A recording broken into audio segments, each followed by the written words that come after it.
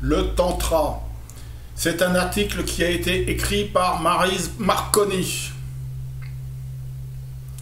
Le couple spirituel, l'union sacrée.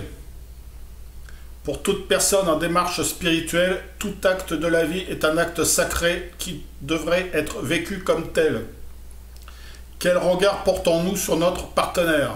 Sommes-nous dans l'amour véritable, le respect et l'harmonie?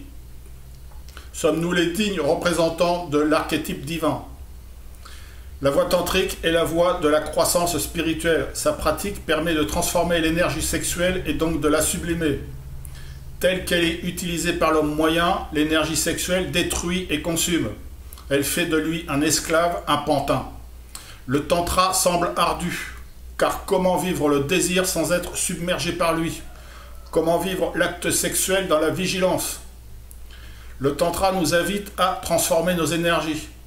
L'alchimie du tantra consiste à accueillir toutes les énergies, à les reconnaître comme un moyen d'évolution et de croissance, car ce sont là des sources cachées. En les transformant, on leur permet de s'épanouir. Quand la sexualité est ainsi transformée, elle devient amour. Le tantra a développé plusieurs techniques pour transformer l'énergie sexuelle. Considérez l'acte sexuel comme une prière, une méditation. Percevez son côté sacré. Abordez l'acte sexuel comme si vous entriez dans un temple sacré. Le monde profane et le monde divin ne sont pas des éléments en opposition, mais ils sont un tout. Ils ne sont pas contradictoires, car ce sont des pôles opposés qui s'aident mutuellement. Ils n'existent que grâce à cette polarité. Voyez cette unité sous-jacente et profonde. Voyez aussi le courant intime qui les unit. On entre dans l'amour comme on entre dans la vie éternelle. On devient l'acte d'amour et on oublie complètement l'ego. L'amour nous projette hors du temps et peut se transformer en une profonde méditation qui permet de rencontrer le divin en soi. L'amour tantrique est la porte naturelle la plus aisée pour transcender ce monde-ci, la dimension horizontale. Quelle est la différence?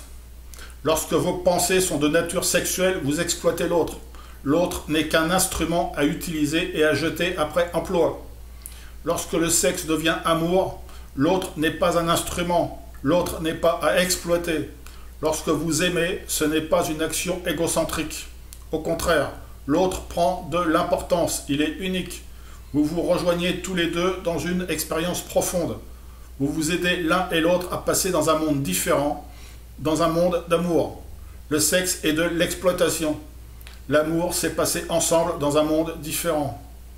Et lorsque ce mouvement n'est plus spontané, lorsque ce mouvement devient méditatif, en d'autres termes, si vous pouvez vous oublier complètement et que celui ou celle qui vous aime et celui ou celle qui est aimé disparaissent et que seul l'amour circule, alors la vie éternelle est à vous. Seul le tantra peut créer un homme nouveau, un homme qui aura connu un état au-delà du temps et de l'ego, et en qui peut grandir un profond sentiment de non-dualité avec l'existence. Ça me fait venir la Kundalini, ce truc-là.